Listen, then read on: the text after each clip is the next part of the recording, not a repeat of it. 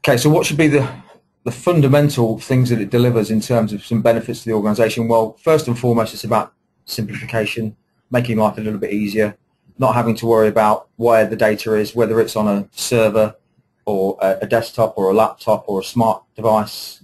Being able to protect that data, and also protecting data that sits out on cloud applications, and incorporating that into that part of that DRaaS strategy. So, Salesforce.com is a prime example where, it's out in the cloud and it's highly available, and you should always be able to access it, but who's responsible for protecting the data that sits within it? Well, that's still your responsibility. Office 365, Salesforce, it doesn't matter what it is. You may have some sort of service that give you some type of backup, but is it going to be to your regulatory compliance needs? So you need to think about that and how you're going to recover that. The FSA or FCA or PRA, whichever one it was, wrote what they called a Dear CIO letter about 18 months ago, and basically saying, look, just be mindful that if you're considering outsourcing elements of your IT, you cannot outsource your obligations to provide risk management in line with the regulations. And really what they were saying is, let's say if you use Salesforce, and your policies mean that you need a backup every 4 hours, Salesforce might back up every night. That's their policy because it's a standard cloud service. If there's a problem and you can't get your data back in the time that the regulation says you need to get it back, you can't blame Salesforce for that. It's your responsibility.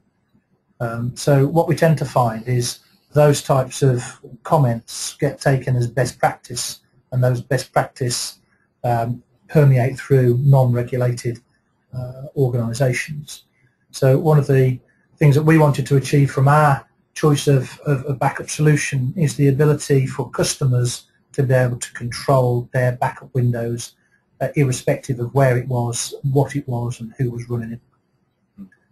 One of the complexities that we see in those thousands of tests that we do a year is different types of backup products that our engineers then have to wrestle with.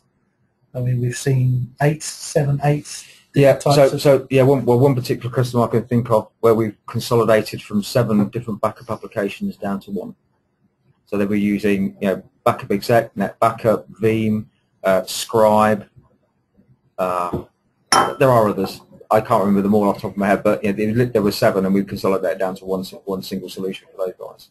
And in all the tests that they'd done, they'd never been able to successfully recover all of the data. It was a very complex environment. It was a mixture of disk and then disk to tape, all to recovering to cold hardware. It was quite a complex and beast to try and manage and recover to.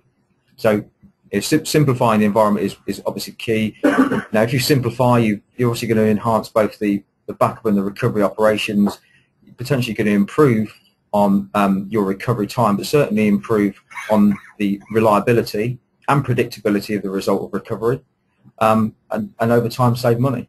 Because the larger your backup environment, if I use backup as the example, and it's a tape-based approach, you have a particular retention policy or policies in place. You could be storing tapes for years and years and years, and the cost of moving tape around, storing it off-site, bringing it back to site, the whole management cost around that, it becomes a very, very expensive thing to have to deal with on a day-to-day basis. So these are some of the things that you should be really seeing from implementing these types of solutions.